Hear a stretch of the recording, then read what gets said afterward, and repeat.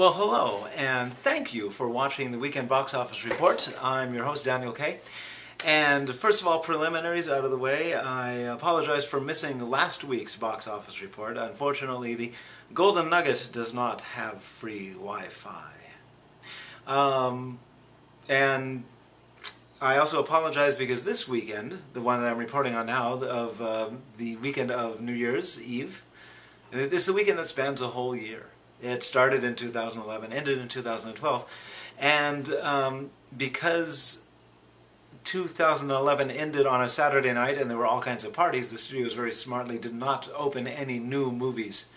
Also because any movie you open this weekend, it's out of there as far as money making goes from here on in.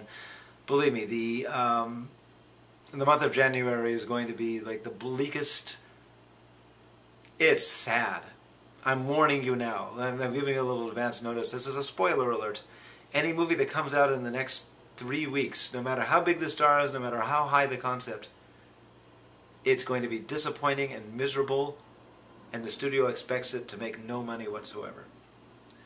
And in fact, the only reason they release movies now is because they don't want real competition to interfere with their very weak output. Anyway, so I will tell you what is out though, and how it did. #1 movie, and I was apparently a little hasty a couple of weeks ago when I said that Mission Impossible was out of the running.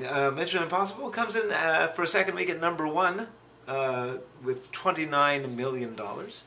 It's made $132 million so far, which isn't bad, although it was budgeted at $145 million, and apparently it will probably need to make $300 million to break even because, you know, understand that these are all numbers that are made up, but you can approximate. However, worldwide, I think it's probably already made $300 million, so Tom Cruise apparently still has it as long as he's in a franchise. Speaking of franchises, #2, Sherlock Holmes, Game of Shadows, $20 million. $130 million in its 3 weeks, so it's right up there as well. I wish I'd seen it.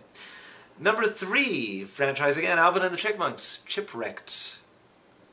$16 million, $92 million in its 3 weeks of release, so that also is doing pretty well. #4, The Girl with the Dragon Tattoo, and this is the version directed by David Fincher, not the version starring Swedes.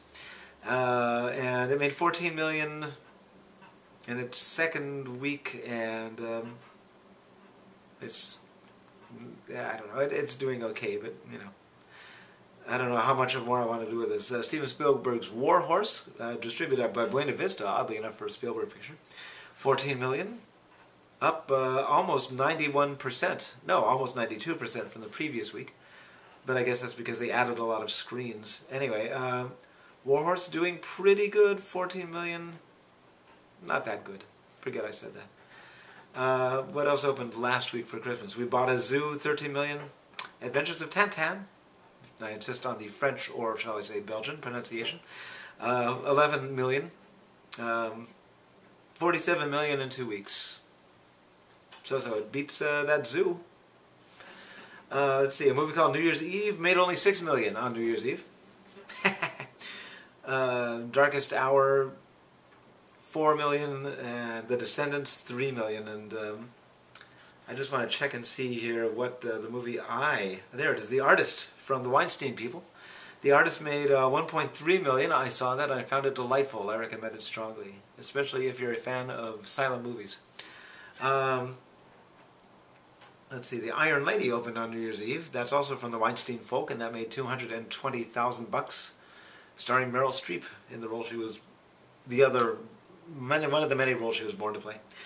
Let's see, El Cicero, Room 164, made $2,040. And finally, a new movie called Angel's Crest, in its first week, made $407.